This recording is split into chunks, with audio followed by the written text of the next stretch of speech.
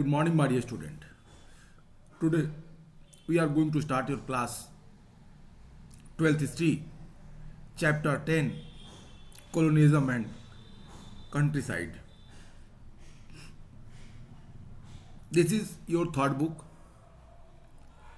theme in Indian history, part third. I hope you have remember you have to watch my previous video where I was clearly explained about the, the starting phase of the Bengal's circumstances, how the Britishers established himself in India in the starting, which type of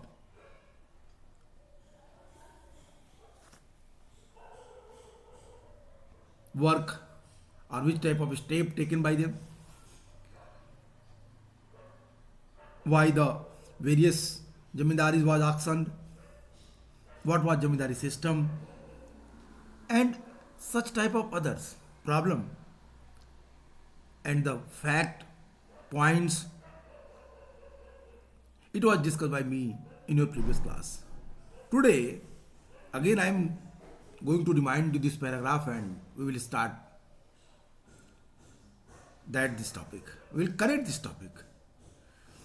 As you know, the colonial rule was first established in Bengal. It is here that the earliest attempt were made to reorder rural societies and establish a new regime of land right and new revenue system. Let us see what happened in Bengal in the early years of company East India Company. मैंने आपको बताया था कि जैसा आप जानते हैं ये औपनिवेशिक शासन सर्वप्रथम बंगाल में स्थापित किया गया। यही वो प्रांत था जहाँ पर सबसे पहले ग्रामीण समाज को पुनर्व्यवस्थित करने और जमीन संबंधित भूमि संबंधी अधिकारों की नई व्यवस्था और एक नई राजस्व प्रणाली स्थापित करने का प्रयत्न किया गया। This was the time, first time when Britishers try to start this new system. एक नई व्यवस्था को उन्होंने स्टार्ट किया। ये पहला अवसर था। सन 1797 में वर्धमान, आज का वर्धमान में एक ऑक्शन हुई, एक नीलामी की गई। ये एक बहुत बड़ी सार्वजनिक घटना थी। वर्धमान के राजा द्वारा धारित अनेक महाल, महाल का मतलब स्टेट, स्टेट का मतलब भू संपदाएं, प्रॉपर्टी, लैंड प्रॉपर्टी। तो महाल के राजा वहां अपनी लैंड प्रॉपर्टी को बेचे जा रहे थे।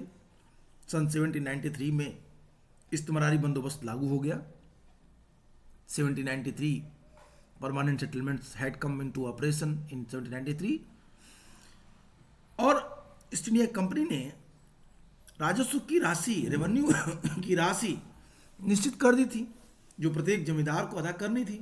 और जो जमींदार अपने निश्चित राशि नहीं चुका पाते थे उनसे राजस्व वसूल करने के लिए उनकी जो संपदाएं थी, जो जमीन, वो बेच दी जाती थी।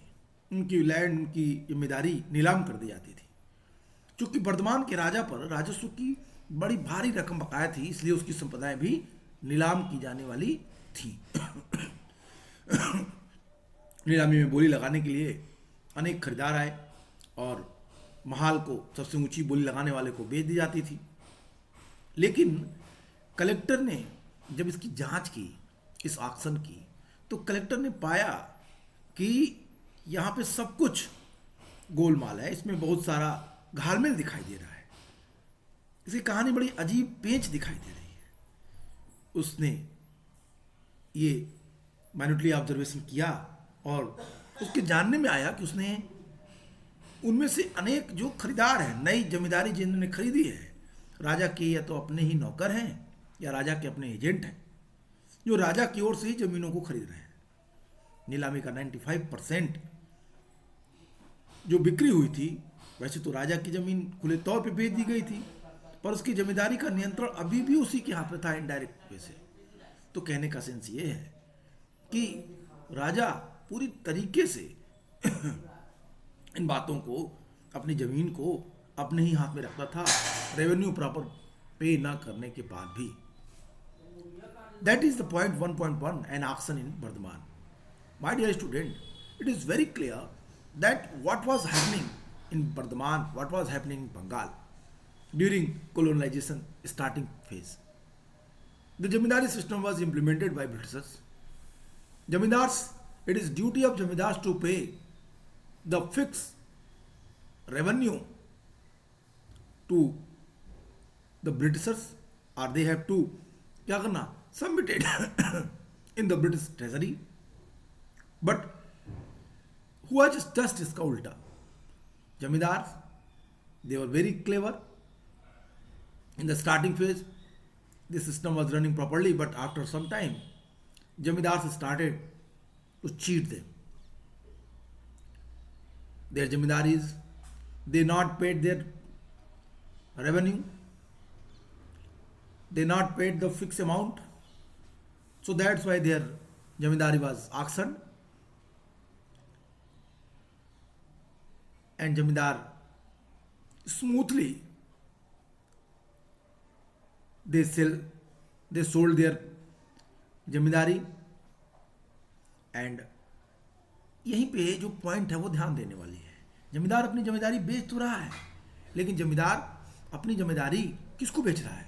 वो जो जमींदार है, वो जमींदार के एजेंट या जमींदार के नौकर ही उस पूरी जमींदारी को खरीद ले रहे हैं. तो यहाँ जमींदारी का ट्रांसफर तो दिखाई दे रहा है, लेकिन जमींदारी के ट्रांसफर में भी सबसे महत्वपूर्ण बात क्या है कि वो ट्रांसफर किसके पास है? वो इन्हीं लोगों के पास अपना पहुंच जा रहा है, इंडायरेक्ट वे से खुद इनके पास आ रहा है. यहां प्रश्न उठता है कि राजा कंपनी के राजस्व को क्यों नहीं दे रहे थे? Why? What was the reason behind that? Here the point is that why had the rajas failed to pay the revenue? Who are the purchasers at the auctions? What does the story tells us about what was the happening in the rural area of the eastern India at that time. The problem of unpaid revenue, that point we will discuss, my dear. But before discussion, we have to think on our mind. As you know that we have completed your chapter, so you have to tell me about कि कैसे बदला जा रहा था और क्या हो रहा था. आप एक पिक्चर देखें, यहाँ पे सीधा एक महल दिखाया गया है, एक अच्छी सी बिल्डिंग है आपके सामने. ये बिल्डिंग किसकी है? बर्धमान के राजा का डायमंड हार्बर रोड पर स्थित ये कलकत्ता का राजमहल है. 19वीं शताब्दी के अंतिम दशकों तक बंगाल के बहुत से धनी जमींदार ने अपने लिए सुंदर और विशाल स्तंभों वाले महल बनवा लिए थे, जिनमें बड़े बड़े डांसिंग रूम, बड़े बड़े मैदान, शानदार ग्रैंड गेटवे, अंदर आने के लिए जाने के लिए कह रहा कई सारी चीजें थी. देखिए फिगर 10.2 कहता है Bardhaman raja city palace sun diamond harbour road Calcutta. By the late 19th century many rich zamindars of Bengal had city palaces with the ballrooms, large ground, entrance porches supported by the Corinthine columns like these. कहता शानदार प्रवेश द्वार है, नृत्य कक्ष है, बड़े बड़े मैदान है. तो इतनी अच्छी बिल्डिंग अगर आप देखें तो आपको लगेगा कि इसको बनाने में कितने पैसे खर्च हुए होंगे और ये राजा किस तरीके से इस बिल्डिंग को बनवा रहा है. That is the very important point. Okay, अब आइए देखते हैं 1.2 the problem of unpaired revenue. The problem of unpaired revenue. The state of the Bardhaman Raj were not only one sold during the closing year of the 18th century. Over 75% of the jamindars changed hand after the permanent settlements. The estate of the Bardhaman Raj were not the only one sold during the closing year of the 18th century. केवल बर्धमान ही एक राज्य नहीं था, केवल बर्धमान ही एक ऐसी जमींदारी नहीं थी जो 18th सेंचुरी के लास्ट में बेच दी गई, ऑक्शन कर दी गई, बल्कि कुल जमींदारी 75%, 75% जमींदारी के मास्टर के ओनर बदले ये अलग बात थी कि जमींदारों ने अपने एजेंट से, अपने नौकर से वो चीज़ें खुद खरीदवा ली। मतलब इनडायरेक्टली वो ओनर तो थे, लेकिन डायरेक्ट फॉर्म में जमींदारी ट्रांसफर होकर किसी और के नाम से हो गई थी। अब यहाँ पे दो तीन चीज़ें सबसे महत्वपूर्ण है जिसका उल्लेख हमने ऊपर किया था। Vardhaman, auction of Vardhaman. मैंने आपसे कहा था कि जब कलेक्टर ने ऑब्जर्वेशन किया, कलेक्टर ने इन चीज़ों की खोज की कि ऐसा क्यों हो रहा है और जिम्मेदारी इतनी ज़्यादा संख्या में क्यों बेची जा रही है, उसके पीछे का कारण क्या था। तो एक बात एकदम क्लियर खुल के आई कि इसके पीछे का रीजन जो है वो रेवेन्यू को पेड न करने की एक ट्रेडिशन जमींदारों के मन में बन गई है। वे जमींदारी बेच देते हैं जो कम कीमत पे बेची जाती है, और फिर वो जमींदारी अपने लोगों से खरीदवा लेते हैं और फिर वो उनके हाथ में आ जाती है। That is very important thing. I hope you are getting understand. इन चीज़ों को आप समझ रहे होंगे, क्योंकि अगर मेरा पिछला वीडियो आपने देखा होगा तो मैंने इन चीज़ों पे विस्तार से चर्चा की थी, जहाँ पे क्लियर है कि बदलाव हो रहा है, चेंजेस हो रहे हैं, लेकिन ये चेंजेस एक निश्चित समय पे हो रहे हैं जब ड्यूज प्रॉपरली नहीं दिए जा रहे, ड्यूज प्रॉपरली जमा नहीं किए जा रहे और अपने एजेंट के द्वारा, अपने सर्वेंट के द्वारा फिर से जमींदारों के द्वारा खरीद ली जा रही है। तो कहते हैं केवल वर्धमान नहीं था, 75% ऐसी जमींदारी थी जो चेंज हुई थी परमानेंट सेटलमेंट में। In introducing the permanent settlement, British officials hoped to resolve the problem they had been facing since the conquest of Bengal. By the 1770s, the rural economy in Bengal was in the crisis, with recurrent famines and declining the agricultural output. Officials felt that the agricultural trade and the revenue resources of the state could all be developed by encouraging investment in the agriculture. This could be done by securing right of property and permanently fixing the rate of the revenue demand. If the revenue demand of the state was permanently fixed, then the company could look forward to the regular flow of the revenue, while entrepreneurs could feel sure earning a profit from of the investment. Since the state would not siphon it off by increasing its claims, the process officials hoped would lead the emergence of a class of human farmers and the rich landowners who would have the capital and the enterprises to improve agriculture. Nurtured by the British, this class would also be loyal to the company. My dear, in this paragraph, author want to inform you कि what was the problem of the Jamidar. Here, one more thing which is very important to focus here, that कि केवल ऐसा नहीं था कि जमींदार जानबूझ के ऐसा करते थे और अपनी जमींदारी को बेच देते थे. Willingly जमींदार sold their जमींदारीज. No, some other problems it was faced by them, so that's why they sold their जमींदारीज. What was the problem? Actually, the revenue rate that was fixed by the Britishers, that was very high. According to Britishers, we fixed on that point because we felt that, we feel that कि when you will develop the farming, when we will give you entrepreneurship,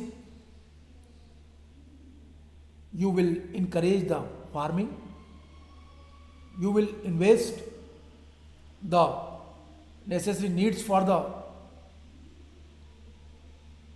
field farming, and after all productions day by day increase and it would be in favor of you, so that's why we fix this amount.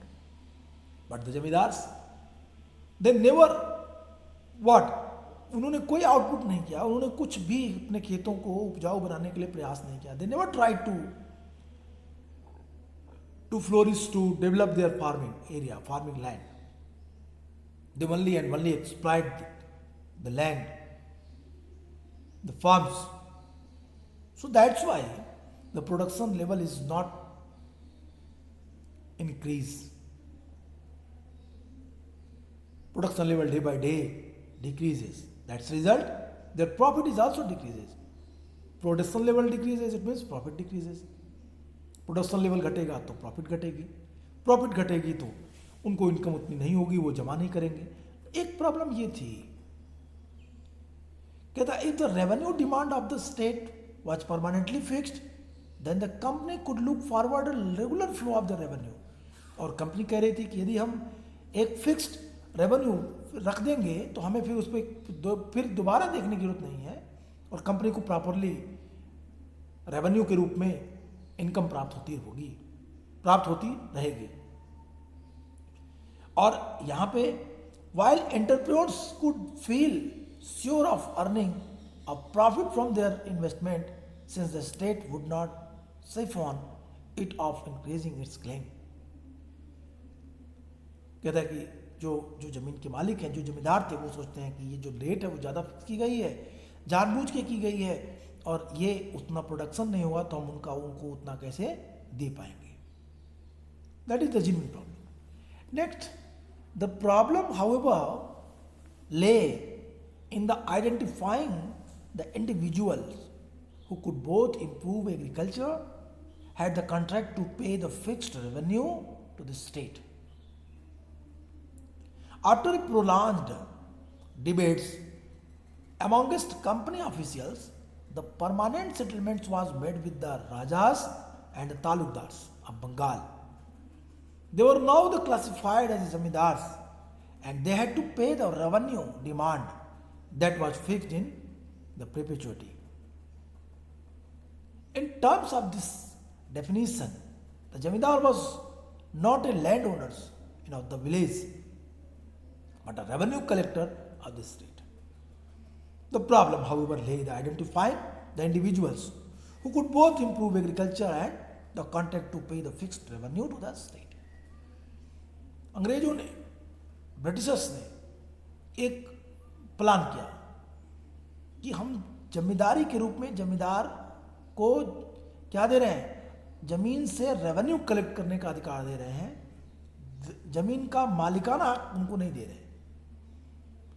अब यहाँ पे revenue collection का काम तो जमींदार के पास था, इसीलिए जमींदार जमीन को उपजाऊ बनाने का काम नहीं कर रहा था, बल्कि जमीन से जितना अधिक से अधिक प्राप्त कर सके वो कर रहा था. After the prolonged debate amongst company officials, the permanent settlements was made with the rajas and taluqdars. एक लंबे डिस्कस के बाद परमानेंट सेटलमेंट्स राजा और तालुकदारों के बीच और कंपनी के बीच किया गया. दे वर नाउ क्लासिफाइड एज जमींदार, उन्हें जमींदार के रूप में क्लासिफाई किया गया. And they had to pay the revenue demand that was fixed in perpetuity. पहले ही एक रेवेन्यू रेट फिक्स कर दी गई और इतना दे करके आप जमींदारी ले सकते हैं. In terms of this definition, the zamindar was not a land owner in the village.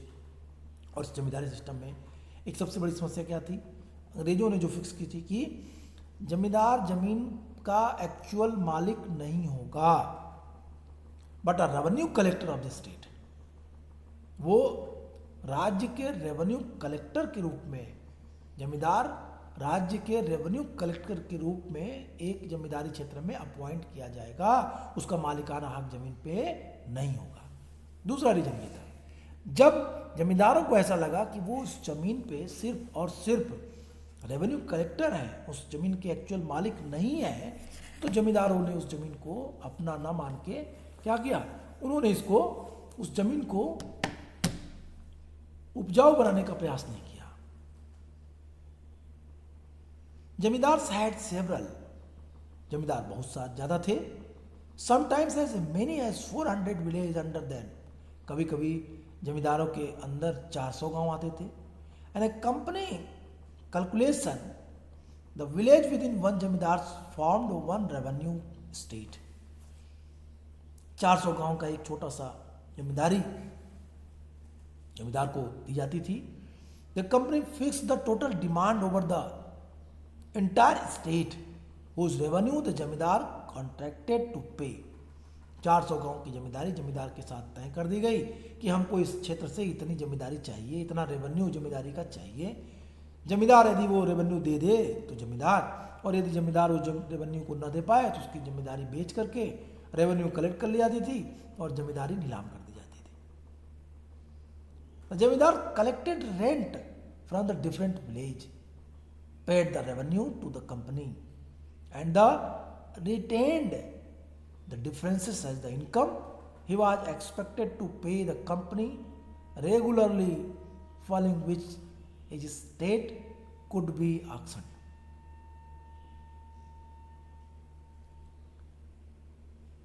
That is what I am saying. If you will read these lines, you can easily understand that what I am discussing in your class. In this video also, again and again I am saying कि जमींदार को जमीन का ownership नहीं दी गई, सिर्फ जमीन के रेवेन्यू कलेक्शन का काम दिया गया। पहला पॉइंट। दूसरा पॉइंट, जमींदार को जब ये लगा कि फिक्स रेट बहुत ज़्यादा है और उत्पादन की दर कम है, तो यदि वो अनाजों को बेचने के बाद उतनी कीमत नहीं प्राप्त करेंगे, नहीं प्राप्त कर पा रहे थे, तो उन्होंने अपनी जमींदारी को ऐसे बेचना शुरू किया। तीसरा पॉइंट, उनके बीच जमीन के बीच जो उनके संबंध सालों से चले आ रहे थे उसको जमींदारी सिस्टम में खत्म कर दिया गया। इस तरह के तमाम सारे पॉइंट्स हैं। यदि आप इनको पॉइंट आउट करें तो आप लिख सकते हैं कि why the zamindar for defaulted to paid revenue, क्यों जमींदार रेवेन्यू जमा करने में सफल नहीं होते थे। नेक्स्ट पॉइंट 1.3 आई थिंक यही है। नेक्स्ट पॉइंट 3 में Y zamindar defaulted on payment, जमींदार पेमेंट के प्रति क्यों एग्री नहीं हो पा रहे थे, क्यों जमींदार डिफॉल्टर घोषित हो रहे थे पेमेंट न देने के कारण। रीजन्स पे चर्चा किया है। Before start 1.3 I would like to tell you the taluqdar literally means, taluqdar कौन थे, who were taluqdars? Taluqdar literally means one who hold a taluka और connection. Taluka came to refer to a territorial unit. Taluka एक छोटा सा क्षेत्र था, एक छोटा सा इलाका, इसे तालुका कहते थे। इस क्षेत्र पे अधिकार किसका होता था? कहता है डायरेक्टली और तालुका पे जो रेवेन्यू कलेक्शन का अधिकार था जमींदार का होता था। मालिकाना हक जमीन की अंग्रेजों के पास थी। एक लंबी चर्चा चली। I was discussing this issue in class, and I would try to again remind you that कि कार्नवालिस की काउंसिल में जॉनसोर और जेम्स ग्रांट नाम के दो व्यक्ति थे। जॉनसोर कह रहा था कि जमीन जमींदारों की है, जमींदार को मालिकाना हक दिया जाना चाहिए। जेम्स ग्रांट कह रहा था जमीन पे गवर्नमेंट का अधिकार है और जमींदारों को उसका मालिकाना हक नहीं दिया जाना चाहिए। कार्नवालिस और जॉनसोर दोनों जमींदार थे ब्रिटेन में, इसलिए उन्होंने जमींदारों का फेवर किया और मालिकाना हक जमींदार को देने की बात कही। ये सारी चर्चाएं हमने की थी। फिर फाइनली क्या हुआ, 1793 में किस तरह से परमानेंट सेटलमेंट फिक्स हुए, इन चीज़ों को पुराने वीडियो में आप देखिए। पॉइंट पे हमने पूरी विस्तार से चर्चा की है और तब आप समझ जाएंगे कि एक्चुअल प्रॉब्लम कहाँ से थी। 1.3 पॉइंट्स, द जमींदार डिफॉल्टेड ऑन पेमेंट। ये पॉइंट्स उन्हीं चीज़ों को एक्सप्लेन करेगा, इन चीज़ों पे हमने बात की। I hope you are getting understand. मुझे विश्वास है कि आप इन चीज़ों को समझ रहे होंगे। आज के लिए इतना ही, फिर मिलेंगे नेक्स्ट टॉपिक पे नेक्स्ट वीडियो में और इस पॉइंट को आगे करेंगे, why zamindar defaulted on payment. Good bye and take care.